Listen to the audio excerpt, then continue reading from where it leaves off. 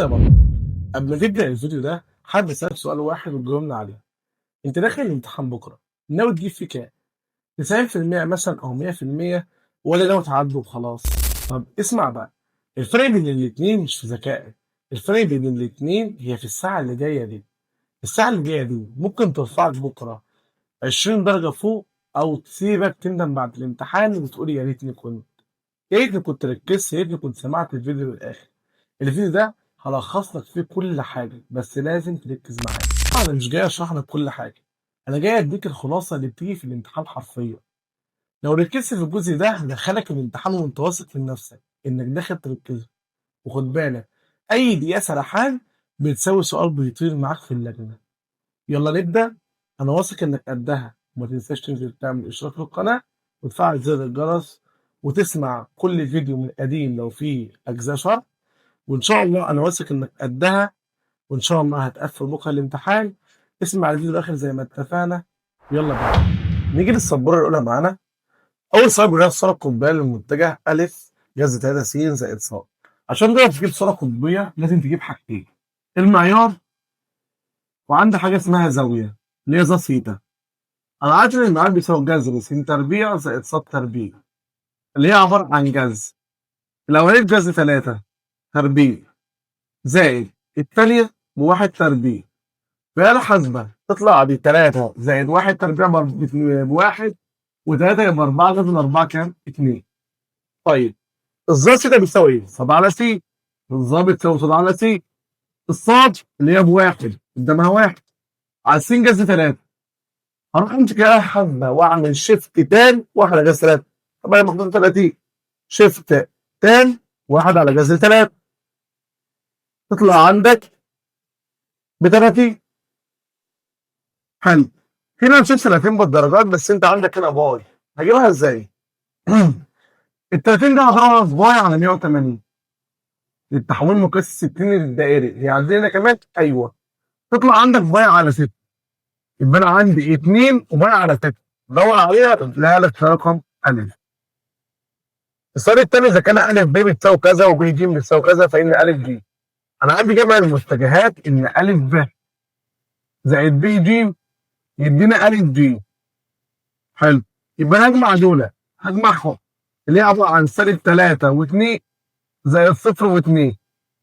بجمع السينات مع السينات والسينات مع الصادات. سالب 3 زائد 0 بسالب 3. 2 زائد 2 عندك ب4. هو عارف المعيار، انا عارف ان المعيار عباره عن مين؟ جذر س تربيع زائد ص تربيع لسه فوق اللي هي جذر السين بسالب 3 تربيع زائد الصاد ب4 تربيع. بقى هتطلع عندك بكام؟ بقى هتطلع عندك ب5. ده مهم وسهل جدا. فأي مثلث يكون س ص عين يكون س ص زائد ص عين زائد س عين. بص كده، س ص ارسم مثلث ادي اسمه س ص عين. انا مشيت مين؟ انا مشيت س ص زائد ص عين. والله يا استاذ س ص زائد ص عين لوحدها كده هتدينا س عين. حلو. زائد كمان، خد بالك ده دي زائد عين س هنا. هنا في غلطه، هنا زائد عين س، غلطه في السؤال خليها دي عين س. يبقى س عين س ص زائد ص عين يديك س عين زائد عين س. خد بالك ادام المتجهات مع قوسين يا باشمهندس يبقى عندي المتجه صفر. طب مش هتجيبها كده، انا عندي س ص زائد ص عين زائد عين س رجعت للاصل تاني يبقى بديك متجه صفر اللي هي الواو. يبقى تاني س ص زائد ص عين زائد عين س رجعت للاصل يديك متجه الصفر. اذا كده الف بكذا ب بكذا فان 2 الف زائد ب. السؤال ده مهم عند ازهر. استاذ انا عارف مين في الف، اضرب الف في 2 يبقى 2 في 1 ب 2. 2 في 1 ب 2 زائد الب زي ما هي 1 وسالب 6. اجمع 2 و1 3. 2 وسالب 6 بسالب 4. هو عايز بعد كده عارف المعيار، يبقى انا هو ضربت الالف في 2 يبقى 1 ب 2. 2 في 1 ب 2 زائد الب زي ما هي اهي بتساوي 3 وسالب 4. هنا عارف المعيار يبقى المعيار بيساوي جذر 3 تربيع زائد سالب 4 تربيع تطلع عندك ب5. اللي هي رقم ج. اذا كان الف يوازي ب وعندك سؤال في الامتحان يا يوازي او امتحان بكره افتكر امتحانك لانك سؤال يا اما يوازي يا اما متعاملين. وقعت في الامتحان وافتكر الكلمه دي جالك في الامتحان افتكر. سؤالين دول مهمين جدا لازم يجيلك واحد في الامتحان. اذا كان الف يوازي ب هيساوي الف بيساوي سالب 4 وسالب 3 وب يساوي 8 وكام فان كام. فحالة التوازي ده اهو يبقى س 1 على س 2 بيساوي ص 1 على ص 2. فين س 1؟ اكتب فوقها س 1 ص 1 س 2 ص 2 يبقى سالب 4 على 8 بتساوي سالب 3 على كام؟ اعمل معطس. يبقى الكاف بتساوي شرط الكاف سالب 3 في 8 على سالب 4. تاني كده س 1 على س 2 يساوي ص 1 على ص 2. عملنا مقص كان بيساوي سالب 3 في 8 على سالب 4. تطلع عندك 24 بالسالب على سالب 4 على 6. يبقى الكاف عندك بتطلع في رقم دي. ألف 6 و4 وب 2 وم وكالة ألف عمودة على ده. فإن م بتساوي كلمة عمودي ضرب السينات يعني س 1 في س 2 زائد ص 1 في ص 2 بيساوي صفر. ضرب السينات زائد ضرب الصادات بتساوي صفر. يبقى اضرب 6 في 2 زائد 4 في 100 كل ده بيساوي صفر. 2 في 6 ب 12 وده بعكس الإشارة. يبقى 4 م بتساوي سالب 12. اقسم على 4 يبقى الميم بسالب 3 اللي هي رقم ألف. يبقى تاني توازي س 1 على س 2 يساوي ص 1 على ص 2. اما في التعامد ضرب السينات زائد ضرب صادات يساوي صفر. اذا كان الف بسالب 1 و2 والباقي 2 و6 فان الف ب بيساوي نقط. باشمهندس هنا عايز الف ب. انا عارف ان الف ب لا قانون ايوه اللي هي عباره عن ب ناقص الف. فين الب اللي هي 2 و6 ناقص الف سالب 1 و2 بيساوي اضرب 2 ناقص 1 ب3 6 ناقص 2 ب4. هو عايز ايه؟ عايز المعيار. معيار جذر س تربيع زائد ص تربيع. افتكرها جذر س تربيع زائد ص تربيع اللي هي جذر 3 تربيع زائد 4 تربيع تطلع عندنا ب5. استحال نحسبها هي اخدنا 5 معانا. ادي 1 2 3 5 5 5 5 ماشي. اذا كان عدد سالب 3 و4 ب 2 و1 ج بتساوي الف زائد 2 ب فإن ج سهله. ج ما هي بتساوي الالف تبقى زي ما هي زي 3 و4 زائد 2 في بقى 2 في 2 ب4 2 في 1 ب2. اجمع سالب 3 زائد 4 عندك ب1 4 زائد 2 عندك ب6. يبقى الاجابه 1 و6 اللي هي رقم ج. يبقى سهله ج بتساوي الف حط الالف زي ما هي ب بضربها في 2 2 في 2 ب4 2 في 1 ب2 اجمعهم عادي خالص سالب 3 زائد 4 ب1 4 و2 ب6. كان زاويه حاده بين المستقيمين اي زاويه هات منين فكرها. هات من 1 وهات من 2. من 1 بيساوي ايه؟ دي معادله سالب معامل س على معامل ص. سالب معامل س يبقى سالب 1 على معامل ص اللي هي ب2 يبقى سالب 1 على 2. طب من 2 استاذ ده صوره متجهه. انا عارف ان الصوره المتجهه ر بتساوي ق زائد ك ي. دي اللي هي عباره عن الف وب. فالصوره المتجهه ب على الف. الميل بتساوي ب على الف. عرفت منين؟ القانون ر بتساوي ق زائد ك ي. الب على الف الب اللي هي 2 على 1. شكرا يبقى 2 على 1 فقل 2 دي اللي هي 2 على 1 فقل 2. استاذ لو لاحظت ده مغلوب ده حاصل ضرب الميلين متعامدين بتساوي سالب 1. حاصل ضرب الميلين متعامدين برافو سالب 1 يعني 2 في سالب نص تطلع بسالب 1. معنى كده ان الميلين متعامدين يعني الزاويه ب 90 عندك. طلع عمودين مرسوم من النقطه سالب 3 و5 محور السيناء. خد بالك عندك كده على محور السيناء. محور توم عندك السيناء ده معناه مقياس الصاد. على محور الصادات ده معناه مقياس السين. حلو. هو عايز محور السيناء. محور السيناء ده مقياس الصاد. صار ب5 اهي يبقى عنده مقياس ال5 تطلع ب5. طب لو كان عايز على محور السيناء مقياس الصاد طب لو كان عايز محور صادات وتاخد مقياس السالب 3 تطلع بكام؟ ب3 بس نعمل السينات. إذا كان مستقيمان 3 س ناقص 2 ص زائد 7 وأ س زائد 3 ص بتساوي 5 متعامدين. حاصل ضرب الميلين المتعامدين بسالب 1. يعني معنى كده هتجيب الميل الأولاني سالب معامل س اللي هي سالب 3 على معامل ص اللي هي سالب 2 في الميل الثاني سالب معامل س سالب أ على معامل ص اللي هي 3. كل ده بيساوي سالب 1. طبعا هنا سالب مع السلامة. هنا سالب هيروح مع السالب. سالب هيروح مع الثلاثة على الواحد. يبقى ألف على الاثنين اتفضل اطلع بتساوي 1 مقص يبقى الألف ب 2. هنا كده سالب 3 على سالب 2 أهي. وسالب ألف على 3 أهي. سالب هيروح مع الثلاثة. سالب هيروح مع السالب الأول. 3 على 2 في ألف على 3 بتساوي سالب 1. سالب 3 يروح مع الثلاثة. والسالب هيروح مع السالب. يبقى لك ألف فوق و2 تحت يبقى ألف على 2 بتساوي 1 مقص يبقى الألف ب 2. بعد المستقيم الذي يمر بالنقطة 4 و7 كلمة يوازي محور السينات دي باخد الصاد بتساوي النقطة. يوازي محور الصادات يبقى س بتساوي النقطة. طيب يوازي محور السينات يبقى صاد بتساوي 7 اقرأ. طب لو قال لك يوازي محور الصادات يبقى س بتساوي عندك كام؟ 4. ده لو قال دي لو يبقى صاد بتساوي كام؟ صاد بتساوي 7 اللي هي الاختيار رقم د. دي السبوره الاولى. اجهز معايا بطل للسبوره الثانيه. هو دي مهمه لازم يجيب مجموع. لازم نقفل هندسه. جاهز؟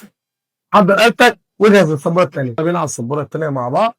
رقم 13 هناك أ ب د مثلث م نقطه تلاقم متوسطاته حيث أ 0 و8 ب 3 و2 ج 6 و5. في قانون المتوسط ده اللي هو عباره عن نقطه التلاقي بتساوي مجموع السينات اللي هي س 1 زائد س 2 زائد س 3 على 3 وصاد 1 زائد صاد 2 زائد صاد 3 على 3. بجمع السين مقسوم على 3 والصاد مقسوم على 3 يبقى المين بتساوي. اجمع السينات. مين السينات؟ اللي هي 0 زائد 3 زائد سالب 3 على 3 من الصادات 8 زائد 2 زائد 5 على 3. تطلع عندك 0 و3 3 بقى يساوي بصفر. 0 على 3 على 0. 8 و2 10 زائد 5 15 على 3 على 5. يبقى الناتج عندك 0 و5 اللي هي الاختيار رقم أ. قياس الزاوية الحادة بين المستقيمين الذين يميلهما 3 على 4 وسالب نص. ده مين الأولاني مين الثاني عن زاوية يبقى ظاهر بتساوي م 1 ناقص م 2 على 1 زائد م 1 في م 2 اللي هي عبارة عن م 1 اللي هي 3 على 4. 3 ثواني 3 على 4 في زائد أو ناقص م 2 اللي هي عبارة عن سالب نص. سالب سالب يديك موجة نص على 1 زائد 3 على 4 في نص اللي هي بالسالب. خد بالك عشان في سالب. تعالى مع بعض كده حاسبة. جاهز يا بطل؟ جاهز آلتك معايا كده يلا بينا. شيفت واضغط على تاني اهي. تاني شرط الكسر 3 على 4. طب في شرطين كسر فوق بعض. 3 على 4 زائد عندك نص انزل تحت 1 زائد 3 على 4 في سالب نص. تطلع فين؟ اقفل القوس بتاعك اعمل يساوي. تطلع عندك فوات تقريبا 60 على 60 على 60 درجة تقريبا. بيبقى عندك 60 درجة في التقريب. طبعا ده 60 يبقى 60 اضرب من 60. طبعا ممكن تطلع دي الاول لوحدها على حرف من غير شيفت تان. تطلع عندك دهيت دي لوحدها كده من غير شيفت تان. امسح التان مثلا لو انت عايز تظبطها لوحدها.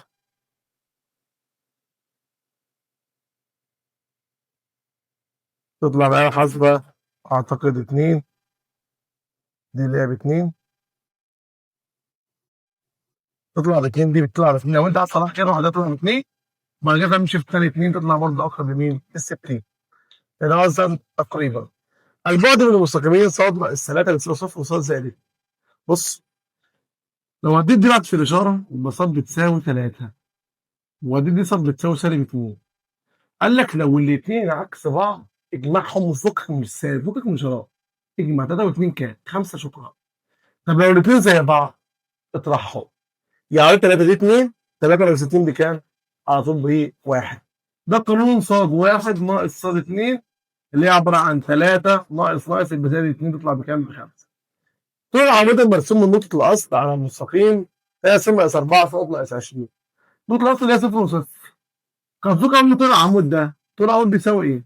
طول العمود بيساوي، كان بيساوي عندك يا باشمهندس مقياس على جذر فقط. ده اللي هي عباره عن الف س واحد زائد ب ص واحد زائد ج على مقياس الف او جذر الف تربيع زائد ب تربيع. شكرا بيساوي س. طبعا انت عندك هنا المعادله اكتبها زي ما هي الاول ما تلخبطش. 3 س ناقص 4 ط ناقص 20 على جذر الالف ده اللي هو معامل س 3 تربيع زائد معامل ص 4 تربيع. لو لاحظت هو قال لك صفر وصفر، شيل السين وحط صفر والصاد وحط صفر، فهتلاقي ده بصفر بصفر و4 بصفر بصفر، يبقى سالب 20 تطلع بره القيمه المطلقه ب 20. وهنا ده 6 الباقي 4 تطلع ب 5. اشعه 5 بقى كام؟ برافو عليك اللي هي فعلا الاربعه اللي هي اختار رقم ج. ده قانون طول العمود مقياس المعادله على جذر الف تربيع زائد ب تربيع من الف ومن ب المعاملات ده. مساحه المثلث المحدد بمحور السينات ومحور الثلاثه والمستقيم 2 س زائد 3 ص بتساوي 6. شايف الحد المطلق؟ السؤال ده خطير جدا، خطير ومهم. شايف يا باشمهندس الحد المطلق؟ اقسم عليه، اقسم على كلها عليه. يبقى 2 س على 6 زائد 3 ص على 6 زائد 6 على 6 فعل واحد. تعالى نجيب الجزء المكتوب من محور السينات والصادات. انا كده بقسم عشان اجيب الجزء المكتوب. على الاثنين فعل واحد على الاثنين فعل 3 يبقى س على 3 زائد على 3 فعل واحد 3 فعل 2 يبقى ص على الاثنين وده بيساوي 1. يبقى الجزء المكتوب من محور السينات 3 والصاد 2.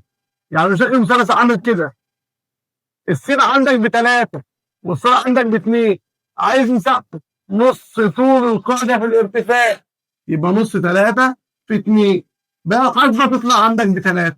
شكرا يا باشمهندس. يبقى نص طول القاعدة في الارتفاع. تاني انا قسمت على 6 اللي هو الحد المطلق عشان اجيب الجزء المقطوع من محور السينات. اقسم على 6 هنا على 6 هنا على 6 هنا 2 على 6 فعل 3 3 على 6 فعل 2 تحت يساوي 1. مش هيقعد خالص. متجه اتجاه المستقيم العمودي، ركز. يعني انت هتجيب المتجه الاول ثم تجيب العمودي. حاضر. اجيبها ازاي؟ استاذ جميل اهو. معادله سالب معامل س الميل بتساوي سالب معامل س على معامل ص. يبقى سالب 3 على معامل ص سالب 1 تطلع ب 3 على 1 اللي هي 3 او قصدي 1 و3 بتاعت الاول وبعدين اللي فوق 1 3. حلو. استاذ ده متجه الاتجاه. طب انا عايز العمودي. لو فاكر العمودي قال لك اقلب وغير الاشاره. شوف دي كده اقلب. ده لو عايز متجه الاتجاه بس. لو عايز ايه؟ طب اقلب دي بس سالب 1 على 3 يبقى عندي المتجه 3 وسالب 1. شكرا شكرا شكرا. 3 وسالب 1 اختار رقم دي. ده العمود اللي انا عايزه. وطلبت منك العمودي ففرق بين الاثنين بالله عليك. اذا طلبت العمود هنا لو عايز متجه الاتجاه. إذا كان الألف بتساوي سالب 7 من ب خد بالك لو عندك الألف بتساوي رقم في متجه تاني متجه بيساوي رقم متجه من غير ما تسطر ده بيوازي. أي بقى رقم أي رقم ألف بيساوي رقم من متجه تاني أو متجه بيساوي متجه خلاص بيساوي رقم من متجه يبقى على طول بيوازي. معروف على طول عندك قاعدة. أي ما يمثل كمية متجهة زمن لا كمية قياسية. درجة الحرارة لا كمية قياسية. الإزاحة أيوه كمية متجهة. الكتلة لا مش هي مش هي. الوحدة اللي عندك اللي هي مين؟ الإزاحة كمية متجهة قياسية قياسية قياسية. الإزاحة اتجاه السرعة الحاجات دي كلها الوزن والحاجات دي كلها كمية متجهة. إذا كان 3 ك متجه ألف بيساوي 15 متجه الألف. بص يا فندم تطلع بره. تطلع بره 3 ك تطلع بره الثلاثة في مقياس الك بمعيار الألف بيساوي سالب مش يطلع بره 15 في معيار الألف. اللي يحصل مع الألف مع الألف هيروح مع معيار الألف. اداك تلاتة في مقياس الكات بتساوي 15. اقسم على 3 بمقياس الكاف بتساوي 5. ومنها ادام قيمه مطلقه اوعى تنسى الموجب والسالب. يبقى ج بتساوي موجب وسالب 5، وعضلة 5 وسالب 5 وموجب وسالب 5. في الشكل الخماسي بص يا باشمهندس، اي اتنين ورا بعض يديك الضلع التاني ا ب زائد ب ج زائد ج د زائد د ه بيساوي، لو مدولك دول بيساوي بعض. بص كده، الب مشتركه مع الب، والجيم مشتركه مع الجيم، والدال مشتركه مع الدال، هيبقى لك هنا الف ومين ونهايه يديك الف خالص اهي. ده الاختيار رقم ب. اذا كان الف بتساوي سالب 4 صاد فان كذا. هات المعيار ده على الصوره القطبيه، عرفت منين؟ بياض دايما على الصوره القطبيه. هات المعيار الالف اللي هي عباره عن جذر سالب 4 تربيع تطلع ب4. طبعا هجيب الزاويه، لا استنى هجيب زاويه ليه؟ هو سالب 4 صاد يعني السين بصفر، والسين بصفر ده هنلاقوا الصادات يا اللي فوق يا اللي تحت على حسب اشاره الصاد. لو الصاد موجبه يبقى في زاويه فوق، يبقى انا عندي واقف فوق. لو الاربعه ديت موجب يبقى انا واقف فوق عند ال 90. طب لو واقف تحت انا كده رسم ايه؟ فوق الصاد الموجب بتاع الصاد السالب. الصاد السالب ده عند كام؟ عند 270 اللي هي 4، و270 دي اللي هي 3 باي على الاثنين. شكرا. يبقى 4 تبقى على الاثنين ده رقم ج. اذا كان ا ب ج مثلث فان ا ب زائد ب ج تبقى ا ج. ا ب هيروح مع ب ج، او ب هتروح مع الب، يبقى لك ا ج زائد ا ج يديك مين؟ 2 من ا ج. طبعا وكده انتهت السبوره الثانيه معانا بالظبط. ناخدها سكرين كده طبعا عشان لما تيجي تراجعها مع نفسك تاني. ونيجي بعد كده السبوره اللي بعدها، السبوره اللي بعدها كمان اختيارات. فكره في السبوره الجايه ده اخر سبوره اختيارات. بعد كده ابدا اشتغل شويه اكمل، بعد كده حلات المقالي، بعد كده تنام كويس بعد الحصه دي وتطمن انك انت مقفل امتحان بكره جاهز. المراجعه دي خطيره جدا جدا جدا، مش محتاج حاجه بعدها. ذاكرها كويس ان شاء الله، هتيجي بعدها تقول لي انا قفلت الامتحان. يلا يا بطل، يلا بينا على السبوره الثالثه مع بعض. ألف سالب 6 جذر 3 وسالب 6 فإن الصورة القطبية. الصورة القطبية معتمدة على المعيار والزاوية. المعيار عبارة عن جذر سالب 6 جذر 3 الكل تربيع زائد سالب 6 الكل تربيع. بقى حد مش مهندس طبعا جذر عندك قوس سالب 6 جذر 3 للقوس الكل تربيع زائد سالب 6 تربيع. طبعا احنا عارفين تطلع عندك ب 12، وطبعا هقول لك جاي لك كله في 12 مفيش مشكلة فيها. هات الزاوية إذا سيتا بتساوي صاد على سي.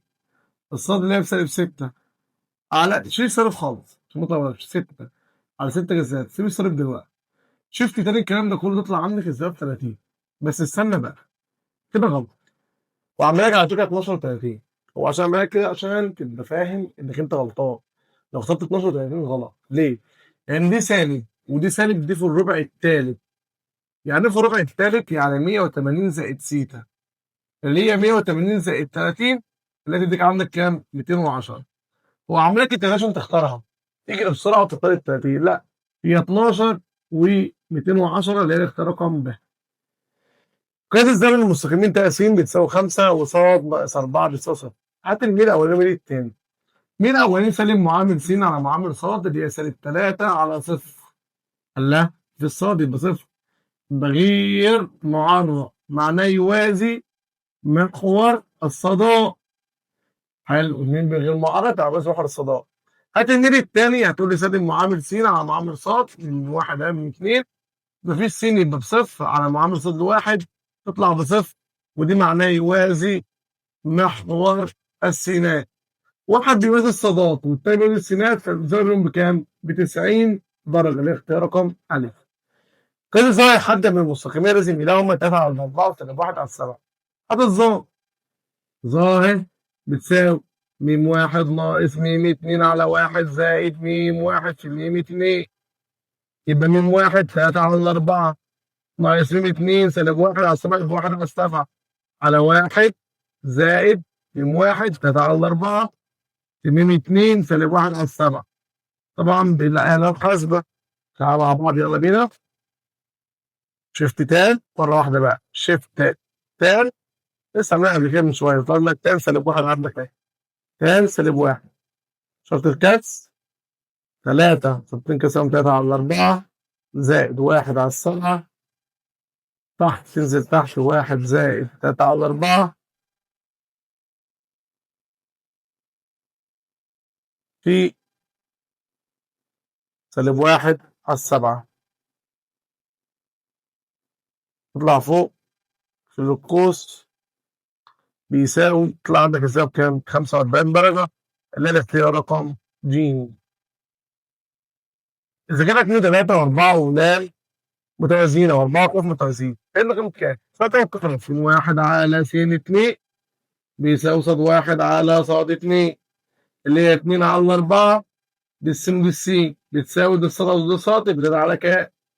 مقص يبقى الصاد يبقى كام بتساوي 3 في 4 على 2 مش عارفين كام في 6 والاختيار رقم أ. المستقيمين ر بتساوي 5 سالب 1 زائد ك 1 زائد 3 يصنع زاوية مع اتجاه الموجب لنحرص فيها الزاوية قياسها نار. هات الميل من هنا الميل صدر على س الميل باع على ألف وطلع س دي جت على 1 ده الميل خلاص ما أنا عارف إن الميل بيساوي ظل زاوية يبقى ظل هي بتساوي جذرتها على 1 شفت تاني جذرتها على 1 تطلع عندك الزاوية بكام؟ ب 60 يبقى تاني شفت تاني جذرتها على 1 تطلع الزاوية ب 60 إذا كانت 3 ومين وسالب 12 ومين متعاملين فإن قيمة مين؟ حاصل ضرب السينات زائد حاصل ضرب الصادات بيساوي صفر يبقى س 1 3 سالب 12 زائد مين في مين وده بيساوي صفر مين في مين بين تربيع وده بعكس الإشارة ده أهي 3 سالب 12 ب 36 خد الجذر يبقى المين بتساوي موجب وسالب كام؟ 6 اللي هي الاختيار رقم ج.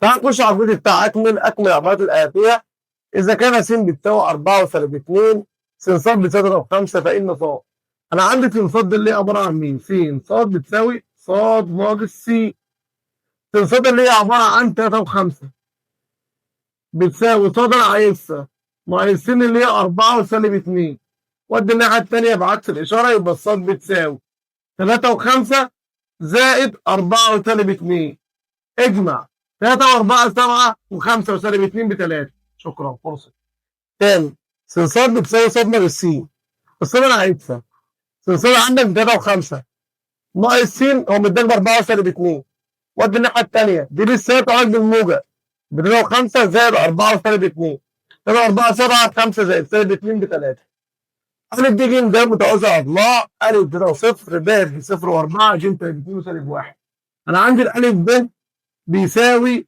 ج د بص يا باشمهندس عشان تشتغل المسألة دهيت ما تلخبطش نفسك مش عاوز الجي والدال ده اهي اجمع الاثنين دهمت واطلع منها الدال يبقى أ زائد ب ناقص د وريح دماغك اطلع منها المسألة من خطوة واحدة الألف اللي هي عندك 3 وصفر زائد ب صفر و4 زائد ناقص الدال اللي هي عندك طبعا انا عايز دي دال دي مديك دي دال ناقص الدال اللي هي سالب 2 وسالب 1 اطرح بقى يبقى انا عندي 3 زائد صفر 3 ناقص 2 ب5 صفر زائد 4 ب4 ناقص 1 برضه ب5 يبقى الإجابة 5 و5 يبقى أنا عندي أ ب بيساوي ج د كل دول عمود قبلين متساويين خلي الألف دي مع بعض بالجنب واطرح منهم الدال اللي ناقص الجيم واطرح الدال يبقى عايز ازاي اطرح الجيم وهكذا إذا كان ج 8 3 س زائد 8 ص عايز الصورة القطبية هي نقط الصورة القطبية اللي هي عبارة عن معيار وزاوية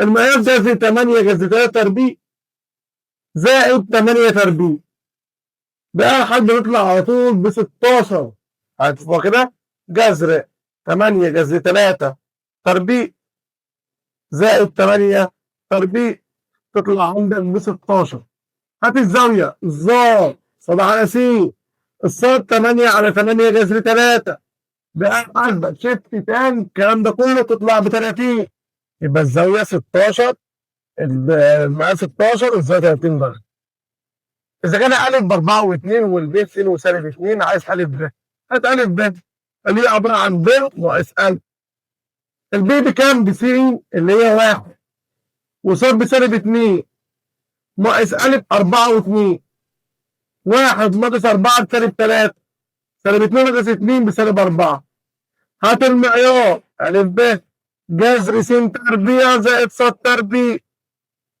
اللي هي جذر زائد 3 تربيع زائد سالب 4 تربيع تطلع ب5. شكرا. قياس الزاوية المستقيمين ص بتساوي س وص بتساوي سالب س. هات الميل الأولاني. عندك قانون ص بتساوي م س زائد ج ده مصف طرف. يبقى انا قدام س ده الميل. يبقى الميل هنا بكام قدام س بكام؟ بواحد. يبقى ميم واحد بيساوي واحد. طب ميم اتنين قدام الس بسالب واحد. شكرا.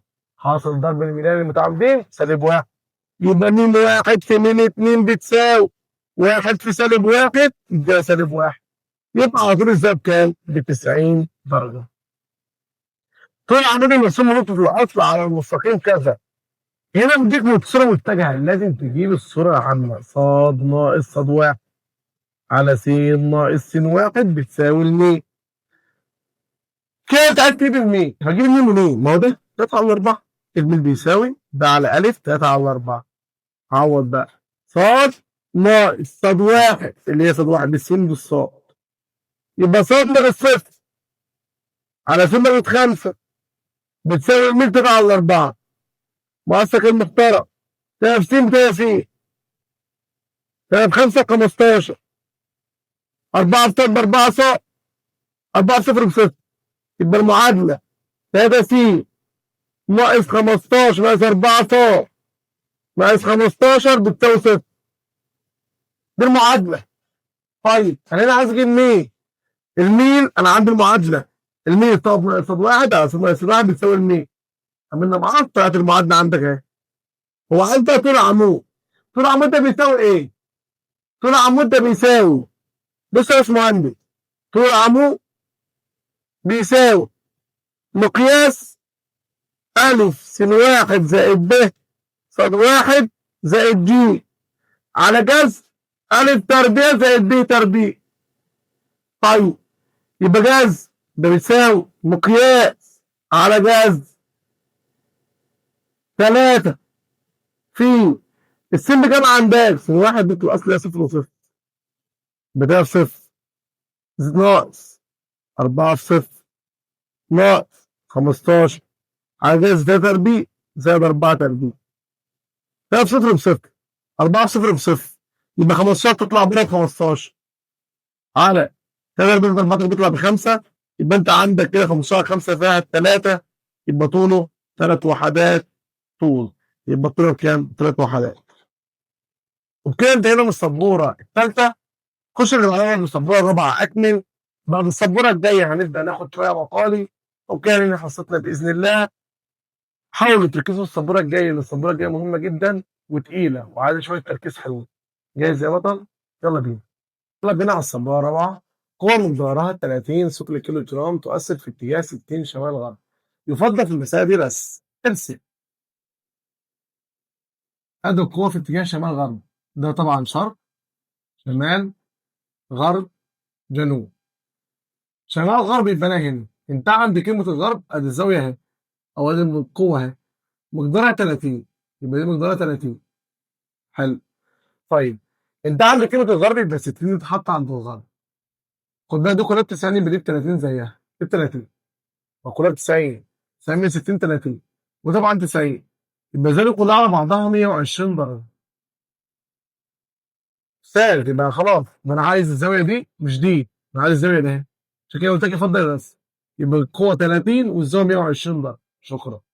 طب لو عايز احولها لدايرة الباي اعمل 120 في باي على 180 اللي هي بتساوي 2 باي على 3.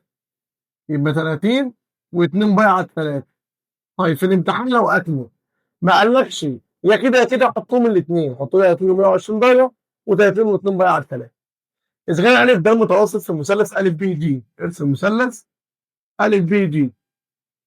وأ د ده متوسط بداية في المنتصف. يبقى أ ب زائد أ ج بيساوي 2 من أ د. أ ب زائد أ ج بيساوي 2 من أ د. شكرا.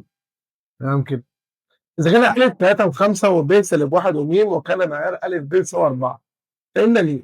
هو عايزنا أ ب هات أ ب. أ ب ليه عبارة عن ب ناقص الألف. تاني كده الب ناقص الالف اللي هي م ناقص هنا سالب 1 ناقص 3 بسالب 4 وم ناقص 5 ده ناقص ده، وكان معيار أ ب بتساوي 4. هات معيار أ ب اللي هو الجذر سالب 4 تربيع زائد م ناقص 5 كل تربيع. كل ده بيساوي 4. طب 4 تربيع ب 16 يبقى دي جذر 16 زائد م ناقص 5 كل تربيع بيساوي 4. طبعا ربع الطرفين بتربيع الطرفين، اشمعنى؟ عشان التربيع طالع الجذر اللي عندك ده هيديها لك هنا مين؟ 16 زائد م ناقص 5 كل تربيع بيساوي 4 تربيع ب 16. خد بالك كده يا باشمهندس، 16 تربيع 16 تضرب مع 16 فتودي بعكس الاشاره، يبقى م ناقص 5 كل تربيع بتساوي صفر. خد الجذر يبقى م ناقص 5 بتساوي صفر، ومنها ان الميم بكام؟ ب5. تاني كده بسرعه. الاول انا قلت هات ا ب اللي هي ب ناقص ا سالب 1 ناقص 3 بسالب 4 تربيع، وميم ناقص 5 يبقى م ناقص 5 عشان جبت المعاه مره واحده بعد بيساوي 4. ربعت الطرفين يبقى عندي 16 زائد م ناقص 5 كل تربيع بتساوي 4 تربيع 16. وادي بعكس الاشاره ب 16 ناقص 16 بصفر، يبقى م ناقص 5 تربيع بتساوي صفر. وادي 5 بعكس الاشاره يبقى م بتساوي كام؟ بتساوي 5. اذا كان ا ب بتساوي ج د، وكان ا ب بتساوي 5 وسالب 11 وج بيساوي سالب 1 و8 فان د. قلت لك ان ا ب بيساوي ج د، ا ب بيساوي ج د، دي معناها هم دي كانت بقى على بعضها راجل محترم. يبقى ا ب ج د اللي هي عباره عن د ناقص ج. طب ودي الج من الناحيه الثانيه يبقى ا ب زائد د زائد ج بتساوي د. ا ب اللي هي 5 وسالب 11 زائد ج اللي هي سالب 1 و8. اجمع 5 وسالب 1 ب4 سالب 11 و8 بسالب 3. شكرا، يبقى 4 وسالب 3. ادي ج د. عايز تاكد 4 ناقص 1 يديك كام؟ 5. سالب 3 ناقص 8 يديك كام؟ سالب 11. لو عايز تتاكد كمان فيه. اذا كان ا ب 2 3 وب ك ناقص 1 1 وكان ا يوازن ب فان ك بتساوي نقط. عايز كام صح؟ حلو. سهل. قال لك ان الالف بيوازن ب وعايز قيمه ك. يوازي يعني س 1 على س 2 بيساوي ص 1 على ص 2. انت ممتاز. س 1 اللي هي ك او 2 على ك ناقص 1. 2 على ك ناقص 1 بتساوي ص 2 اللي هي ص 1 ل 3 على 1 مقص. يبقى ك ناقص 1 بيساوي 2. طبعا خد بالك ان الاول واحده واحده اضرب مره واحده. استاذ ك ناقص 1 بيساوي 2 في 1 على 3. ودي الواحد بعكس الاشاره يبقى ك بتساوي 2 على 3 زائد 1 يديك 4 على 3. خافش هي صح المشكله. يبقى تاني كده 2 على ك ناقص 1 بتساوي 3 على 1 مقص 2 في 1 على 3 اهي تساوي ك ناقص 1. ودي الواحد بعكس الاشاره يبقى ك بتساوي 2 على 3 زائد 1 تطلع 4 على 3. اذا كان الالف بيساوي 3 س ناقص 4 ص والب بتساوي ص والج بتساوي 5 وب على 18 فإن معاه الالف زائد معاه الب زائد معاه ج. هات معاه الالف. يلا بينا. معاه الالف اللي هي عباره عن جذر تربيع زائد سالب 4 تربيع اللي هي بتساوي 5. معيار الب اللي هي بتساوي جذر 1 يبقى جذر 1 تربيع والسين بصفر مع السلامه يطلع بواحد. طب معيار الج ما هو دي صوره قطبيه معيار وزاويه يبقى المعيار بكام؟ معيار الج من 5. اجمع الثلاثه يبقى 5 زائد 1 زائد 5 يديك عندك بكام؟ ب 11. السؤال اللي بعده اذا كان كاف و3 و4 خد بالك ده في المعيار. هات معايا 3 و4 ده معايا 3 و4 يبقى كده زائد 3 تربيع زائد 4 تربيع تطلع عندك ب5. ده معناها معيار 5 كاف بتساوي 1. طلع الخمسه بره والكاف هتنزل في قيمه مطلقه يبقى بكاف ودي الخمسه بره بتساوي 1. اقسم على الخمسه يبقى الكاف بتساوي 1 على 5. خد بالك قلت لك قيمه مطلقه يعني اوعى تنسى الموجب والسالب. حط لك في اكل عشان تحطها من غير موجب وسالب. يبقى موجب وسالب كام؟ 1 على 5. اوعى تنساها هتطيرها. يبقى موجب وسالب 1 على 5. اذا كان نفس قيمه س زائد 4 سالب بتساوي 5 مثلا السؤال ده مهم. للدائرة مين حيث بين 4 و2 فإن مساحة الدائرة. مساحة الدائرة هي نقط، والنقط هجيبها من طول العمود، وطول العمود ليه قانون. يعني كده مساحة الدائرة لازم أجيب النقط، ونقط اللي هي طول العمود، وطول العمود اللي هو بالقانون. من القانون كان مقياس على جذر. برافو. يبقى نقط اللي أنا عايزها بتساوي مقياس أ س 1 زائد ب ص 1 زائد ج على جذر أ تربيع زائد ب تربيع بيساوي مقياس 3 س زائد 4 ص ناقص 5 على جذر 3 تربيع زائد 4 تربيع. اوعى تنسى تحول او تعوض مكان السين والصاء. شيل السي وحط مكانها 4 يبقى في 4. شيل الصاء وحط مكانها 2. 3 في 4 ب 12. 2 في 4 ب 8. 12 زائد 8 ب 20. 20 ناقص 5 ب 15. يبقى عنده 15 على دي بتطلع عندي ب5 تطلع عندك ب3. وصلت النقط. انا عايز مساحه الدايره. مساحه الدايره بتساوي ايه؟ مساحه الدايره باي نق تربيع اللي هي باي النق 3 تربيع 9 تطلع ب9 باي. يبقى عندك هنا 9 وحضرتك والباي. اذا كان ا ب2 و3 وب 5 و6 فان نقطه ج لا تقسم ا ب من الخارج. ركز بالله عليك من الخارج ومن الداخل. كنت بعمل لك كده. بص القانون عندك خليه في جنب نقط. س 1 قصاد 1 اهو. س 2 قصاد 2 واحط لام وميم. لو كان من الداخل بخلي لنا موجب، ولو كان من الخارج بخلي لنا سالب. حلو. هنكي كده ارقام ياز معايا. يبقى 2 ادي الالف 2 و3 والب راح هيتفال 5 و6. التقسيم 1 و2 من الخارج يبقى ناقص بينهم. هات السين والصاد.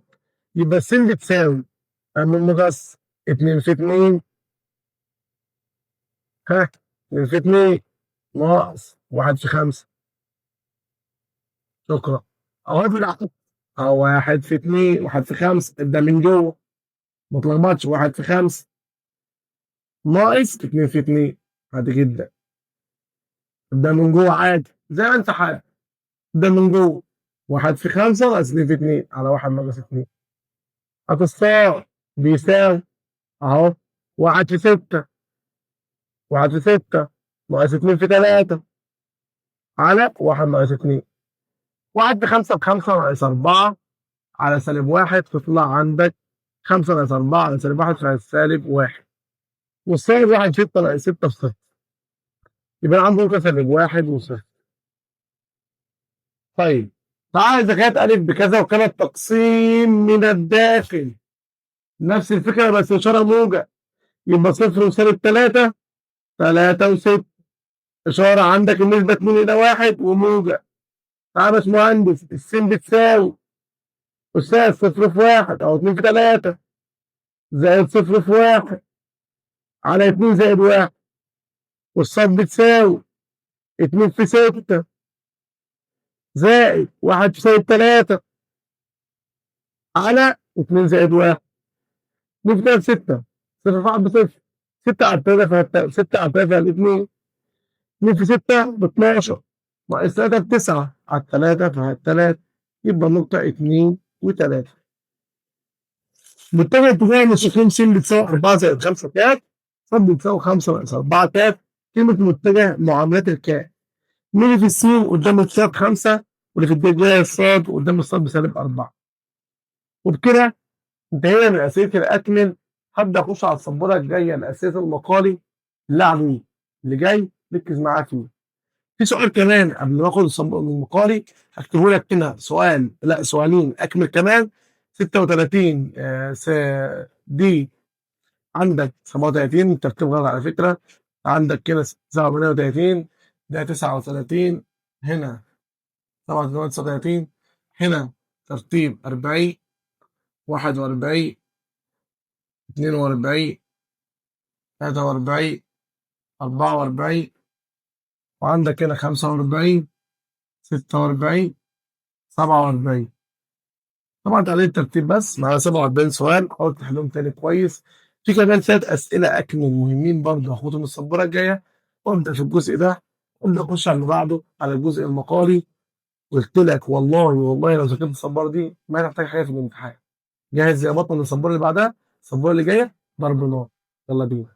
يلا بينا السبورة الخامسة، المعادلة المنتهية المستقيم المر بالنقطة 2 - 3 ويوازي محور السيناء. جاهز معايا عشان هما التلاتة أكمل والباقي كله مقال. أستاذ المعادلة المتجهة اللي هي ر بتساوي ق زائد كافية. حلو، يبقى ق عندك اهي، فين الياء؟ أنا عارف الكاف دي ثابت، الياء فين؟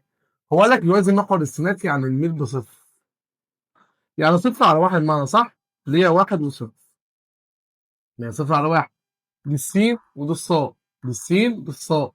حلو، يبقى الميل بصفر لأنه يوازي محور السينات. أصل يا باشمهندس يبقى الر بتساوي ق اللي هي 2 - 3 زائد كاف الميل اللي هو بكام؟ بواحد وصفر، ودي المعادلة المتجهة. معادلة مستقيم مر بالنقطة 3 - 5 وعمودي على يبقى هات الميل الأول. هات الميل وهات العمودي بتاعه. سالب معامل س على معامل ص يبقى -1/3. جبنا الميل، ده الميل العمودي. هات ميل المتجه، اقلب وغير إشارة، يبقى 3/-1. غير إشارته يبقى 3 بس، يبقى 3 و1. شكرا يا باشمهندس. يبقى تاني جبت الميل العمودي، انا عايز العمود ده، العمود المستقيم ده.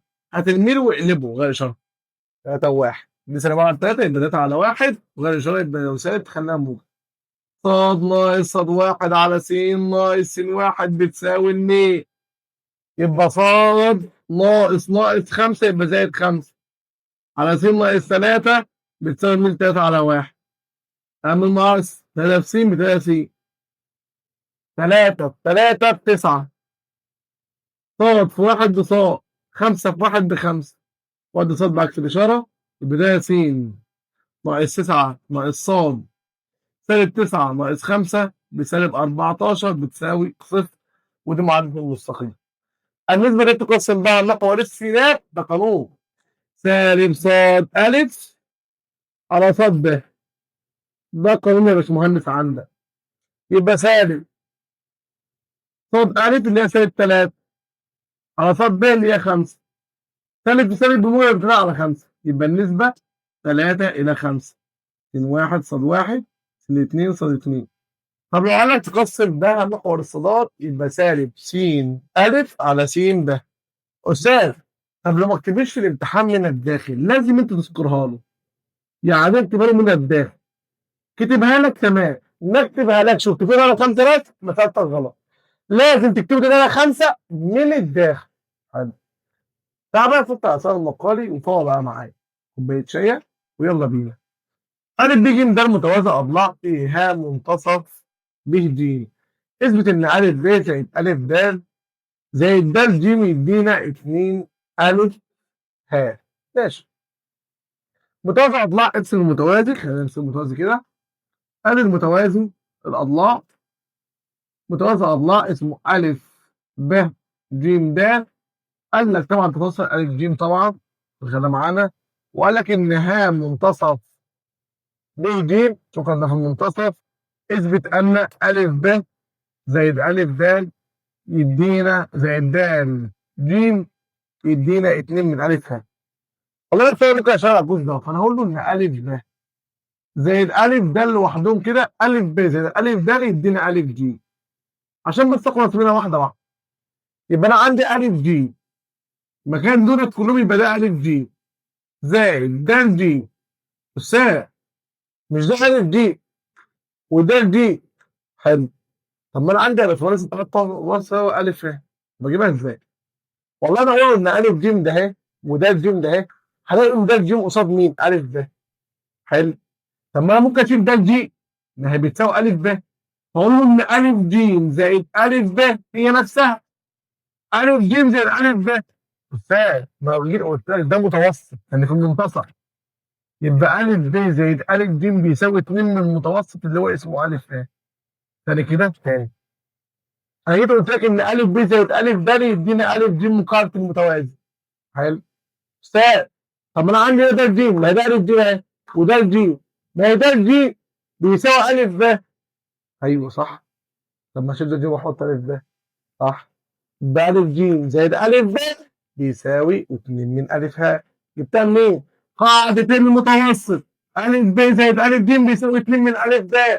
طب شال ده لو حط مكانها هتختلف؟ لا، 2 من الف ه. اذا كان 2 م زائد 3 الف ب بيساوي 2 ج ب ناقص ب الف.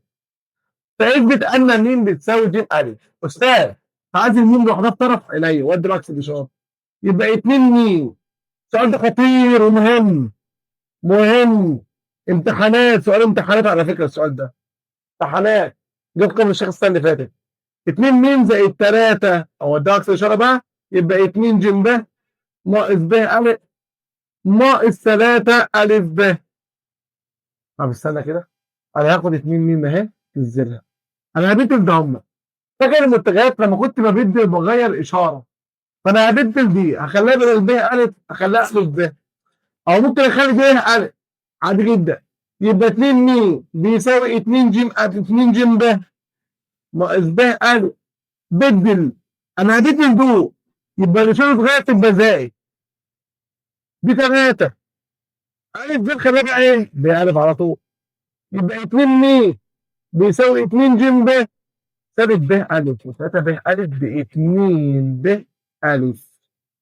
يبقى عندي 2 م 2 ج ب و2 ب الف الب هي نفسها الب فهتروح. يبقى 2 ج الف. اقسم على الاثنين كده. يبقى الميم بتساوي ج الف. شكرا. وهكذا المطلوب تم اثباته. مع الجزء اللي بعده، اذا كان ا ب ج مثلث فيه د تنتمي ل ب ج بعد 3 ب د بيساوي 4 د ج. اثبت ان السؤال ده برضه مهم. اثبت ان 3 ا ب زائد 4 ا ج افكرك في الامتحان. والسؤال ترسم كده بعد اذنك. بعد اذنك. ا ب ج. طبعا قال لك ان ده تنتمي ل ب ج بس ماشي في المنتصف. استاذ طب انت عايز ا ب. ما تيجي تجيب ا د من ا ب. فتيجي تقول لي ا ب زائد ب د يديك مين؟ برافو عليك ب. قول اول حاجه كده ان ا ب زائد ب د هيدينا ا د. استاذ هو ضرب هنا في كام؟ في 3. اضرب هنا في 3 يبقى 3 ا ب زائد 3 ب د بيساوي 3 ا د وخلاها على جنب. خلاها على جنب. حاضر. طب كلمه. قال لك ان ا ج 4 ا ج. عينيا 4 ا ج. يعني انت زائد في صح؟ حلو. قول له ان ا ج زائد ج د يديك ا د. برافو عليك. نفس الفكره. ا ج زائد ج د هتديني ا د. طب ضرب الجيم بكام؟ ا ج بكام؟ في 4. يبقى 4 ا ج زائد 4 ج د يدينا 4 ا د سموها رقم 2. استاذ مع 1 و2 هجمه هيظهر لك كل حاجه انت عايزها. 3 ا ب زائد 3 د ب. الله. زائد خلي بالك. زائد 4 ا ج زائد هنا 4 ج د بيساوي 3 ا د و4 ا د ب7 ا د. برافو عليك. استاذ 3 ا ب زائد 3 د ب زائد 4 ا ج زائد 4 ج د بيساوي 3 ا د و4 ا د ب7 ا د. هلاحظ حاجه مهمه جدا. ان 3 ب د بيساوي 4 د ج ولو عكستهم طاروا مع بعض. يعني انا لو جيت بدلت دهيت انا عندي 3 ب د. انا خلاها 3 ب د زي ما هي اهي. هبدل دي واحط اشاره سالب هنا. فاقول 3 ب د او د ب بيساوي سالب 4 د ج. عندك مشكله كده؟ ايوه يا استاذ. طيب. استاذ انا ما قلتش حاجه. لو بدلت بدل حتى لو بحط اشاره سالب عينيا. طب هنا يا باشمهندس انا هنا 3 د ب وهنا 4 ج د. طب ما انا هبدل واحط اشاره سالب. بدل كده. يبقى ده هتساوي سالب 4 ج د بقى. ج د ج د ج د. يبقى سالب 4 ج د مكانها. يا سلام. طب ما هي سالب 4 ج د هتروح مع 4 ج د. هيتبقى لك هنا مين؟ 3 ا ب زائد 4 ا ج بيساوي 7 ألف ب، وهكذا المطلوب تم إثباته. تاني 3 ألف ب زائد 4 ألف ج بيساوي 7 ألف ب أهي. ما هي أنا شلت بالدي كان ده ب، ب د بيساوي د ب 4 د ج. لو بدلتهم حط إشارة سالب. خلاص تمام. بدلته حطيت إشارة سالب. شكرا يا باشمهندس. يبقى دي سالب 4 ج د 4 ج د مع بعض. يبقى 3 ألف ب زائد 4 ألف ج بيساوي 7 ألف د. آخر مسألة معانا في الوحدة الأولى. طبعا دي بنقال كل وحدة أولى. خش على المقارنة التانية بعدها. ألف ب ج ده شكل رباعي فيه ب ج 3 ألف د. ماشي خليها على جنب. اثبت أن ألف ج زائد ب د بيساوي 4 ألف د. تعالى اسمه إيه شكل رباعي. حدد لك حاجة؟ لا. ارسم أي حاجة. أدي ألف ج وأدي ب د. ألف ب ج د شكل رباعي. فاز هنا عايز ألف ج زائد ب د بيساوي نقط. حاضر عينيا. مديك ألف ج زائد ب د. طب جاهز يا وطن؟ يلا بينا. هو عايز ألف ج. فلو قلنا ان الف ده عباره عن الف د زائد د ج اهو. الف د او الف د زائد د ج بيساوي الف ج. حلو. طب انا عايز ب د. طب انت عايز ب د، فانا هبدا كده برضه. يبقى ب الف زائد الف د يديك نو، يديك ب د. برافو عليك. بس هتلاقي حاجه مهمه جدا، ان ب ج انت ما ذكرتهاش خالص. وهو مديك شرط اساسي ان ب ج بيساوي 3 الف د. فايه اللي يخليك تلف اللفه دي؟ طب ما انا هقول له يا استاذ انا مش عايز دي ده. انا ماشيها عادي خالص مفيش مشكله. ان دي ده اللي هي عباره عن بي جي زائد جيم د يديك مين؟ يديك بي ده. حلو. قال لا. مش انت عايز ايه؟ بي جي عايزها معاك. ايوه هو قال لك ان بي جيم صفه الف باء لازم استخدمها. اجمع. يبقى بي جي يبقى الف باء زائد د جي زائد بي جي زائد. خليها شويه حضرتك. تحت شويه. اجمع كده يبقى الف باء زائد د ج زائد بي دي زائد ج د بتساوي الف ج زائد ب د. برافو عليك. طب استنى بقى. هشيل بي ج د واحط قيمتها 3 الف د. يبقى الف د زائد 3 اهي د ج اهي زائد 3 الف د زائد ج د كده بيساوي الف ج زائد ب د. برافو عليك لحد الان. طب د ج ودي د مع قوسين هيروحوا مع بعض. وألف د زائد 3 ألف د ب 4 ألف د بيساوي ألف ج زائد ب د. شكرا. ادي المظبوط الاثبات اللي هو عايز يثبته. طبعا خد لك الشاشه للسبوره وحاول تحل اسئله تاني معاك. المهم الجزء ده مهم جدا. هبدا اخد مقال الوحده الثانيه ان شاء الله. هختم باذن الله بالسبوره الجايه اللي جايه دي مقال الوحده الثانيه. هختم بيها الحصه. لو لحد الان لسه ما عملتش اشتراك في القناه انزل اشترك. ما زلنا موجود في الحصه دي. توقعت لك اسئله كتير تيجي في الامتحان. ما تذاكرش غير السبوره اللي جايه كمان في الوحده الثانيه ان شاء الله. اضمن لك درجه الامتحان. كن واثق انك انت لو قد السعي فلازم تكمل المشوار. لو انت قد حلمك لازم تكمل. لازم تكمل عشان مين؟ عشان خاطر نفسك وعشان خاطر اهلك. عشان توصل لحاجه اللي انت بتحبها. اهم حاجه ما تقفش عند نقطه معينه. كمل يا بطل. لسه قدامك الطريق طويل. اولى ثانوي خلاص تنزل اثرها الاخيره. اخر حاجه في اولى ثانوي ان شاء الله امتحاناتك الجايه دي. بعد كده تخش على ثانيه ثانوي سواء ازهر او عام. طبعا عام نظام البكالوريا. ثانيه ثانوي ازهر عادي جدا ان شاء الله. اتمنى ليك كل التوفيق. اخر سبوره معانا ما تيأسش. انت قدها. انت بطل حكايتك. جاهز؟ يلا بينا. عارف انك تعبت. حاسس بيك والله. والله وانا كمان تعبت.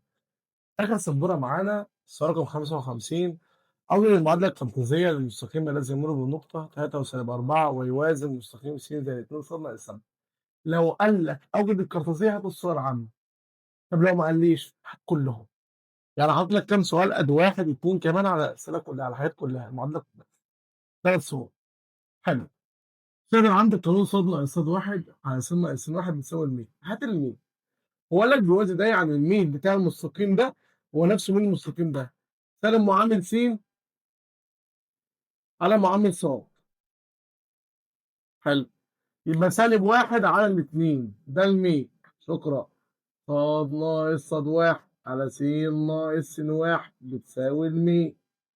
يبقى صاد ناقص 4 زائد 4 على س ناقص 3 بتساوي الميل سالب واحد على الاتنين. اعمل مقص. 2 في صاد ب2 صاد. 2 في 4 ب8. سالب واحد في س بسالب س. سالب واحد في 3 موجب 3. وأدي بعكس الإشارة. يبقى 2 ص زائد س 8 ناقص 3 زائد 5 بتساوي 0. أوجد السؤال مختلف معادلة المستقيم المر بالنقطة سالب 2 و1 وأميله سالب 4 على 5. مديك الميل مباشر. هات منه الياء. اللي تحت حطه في السين واللي فوق حطه في الصاد. شكرا. طب بقى أول حاجة يا باشمهندس حط الراء الأول. راء بتساوي ق زائد ك ي. لا تعالى نجيب المعادلات كلها الصور المختلفة. دي المتجهة. الراء اللي هي عبارة عن القاف اللي هي سالب 2 و1. الكاف ده ثابت. الياء اللي هي عبارة عن كام؟ 5 وسالب 4. أداة المعادلة. الراء دي اللي هي س وصاد. حلو. الراء دي اللي هي س وصاد خليها عندك أهي. هات السينات لوحدها والصاد لوحدها. الوسيطتان أو البارامترتان إن السين بتساوي سالب 2 زائد 5 في كاف، والصاد بتساوي 1 زائد ناقص 4 كاف. ده المعادلتان الوسيطتان. حلو. آخر معادلة. صاد ناقص صاد واحد على س ناقص س واحد بتساوي الميل. إنما سالب 4 على 5. صاد ناقص صاد واحد اللي هي ناقص واحد على س ناقص س واحد اللي هي ناقص 2 يبقى زائد 2. مقصك المحترم. يبقى 5 في صاد ب5 صاد. 5 في سالب واحد بسالب 5. سالب 4 س بسالب 4 س. سالب 4 في 2 بسالب 8. وأدي بعكس الإشارة كام؟ فده معادلة صفرية. يبقى 5 ص زائد 4 س سالب 5 زائد 8 موجب 3 بتساوي 0. شكرا. أوجد معادلة المستقيم الذي يمر بالنقطة 1 و4. عايز معادلة مقلقش هات الثلاثة ولا يهمك. هات ظا ظاهر عشان تجيب المية اللي هي ظا 3 في 180 على 4 135. 3 في 180 على 4 تطلع بسالب 1. أول حاجة سالب 1 ده على 1 يبقى ليه اللي هي عبارة عن اللي تحت حطه في السين واللي فوق حطه في الصاد.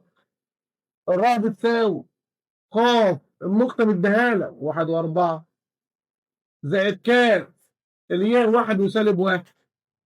الوسيطة تاء ده كأنها س وصاد. يبقى السين بتساوي 1 زائد 1 كاف والصاد بتساوي 4 زائد سالب 1 كاف. آخر معادلة. صاد ناقص س ناقص بتساوي الميل. صاد ناقص صاد واحد على س ناقص س واحد بتساوي الميل. صاد ناقص 4 على س ناقص 1 بتساوي الميل اللي هو سالب 1 على 1 مقص.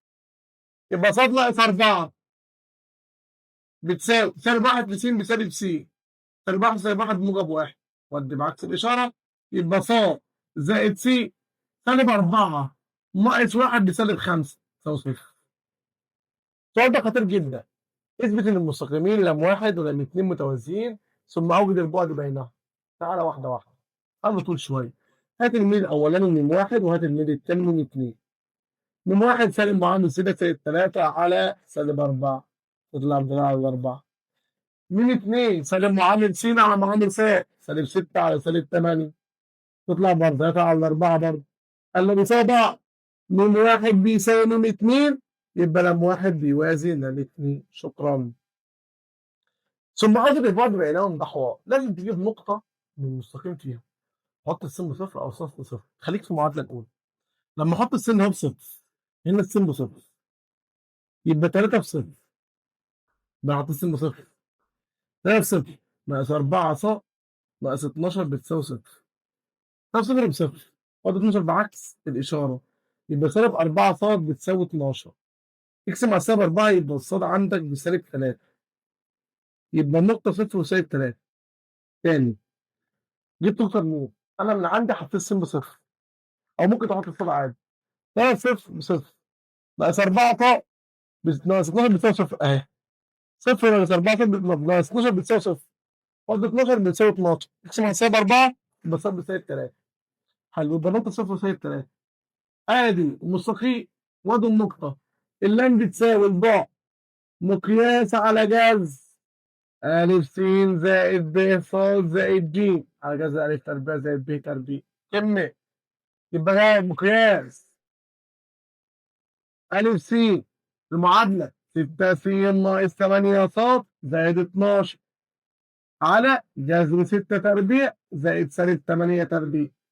باشمهندس عدد السين يلا بصفر وصفر بسالب 3 صفر بسالب 3 سالب 8 بسالب 3 بموجب 24 زائد 12 ب 36 على 6 تربيع زائد 8 تربيع جذر 100 بتساوي كام؟ 10. 36 على 10 فيها بالنسبة لك 3.6 من 10. ده البعد ما بينهم. يبقى تاني انا جبت حطيت س بصفر وصاد بصفر صاد طلع عندك ده بصفر ناقص 4 صاد ناقص 12 بتساوي صفر. دي بصفر بتساوي 4 صاد بتساوي 12 اكس مع صفر 4 يبقى الصاد عندك بكام؟ بسالب 3. تعالى هنا عرض الصاد عمود المرسوم من نقطة 3 و5 على الخط المستقيم ده 30 ناقص 4 صاد ناقص 5 بتساوي صفر. هجيبه ازاي؟ بص يا باشمهندس واحدة واحدة. أصل العمود نفس الفكرة ده لام بيساوي مقياس ألف س زائد ب ص زائد ج على جذر ألف تربيع زائد ب تربيع بيساوي مقياس أنت عندك 3 س زائد 4 ص ناقص 5 على جذر 3 تربيع زائد 4 تربيع اللي هي المعاملات.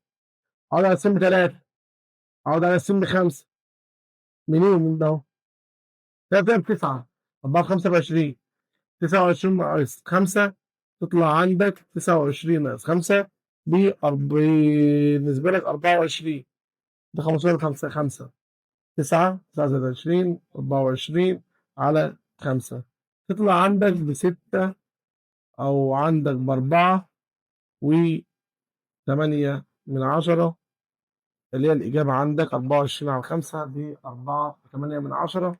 وبكده انتهينا من حصة مراجعة ليلة الامتحان. فاكر الأسئلة اللي هنا والله ما طلع بره الامتحان.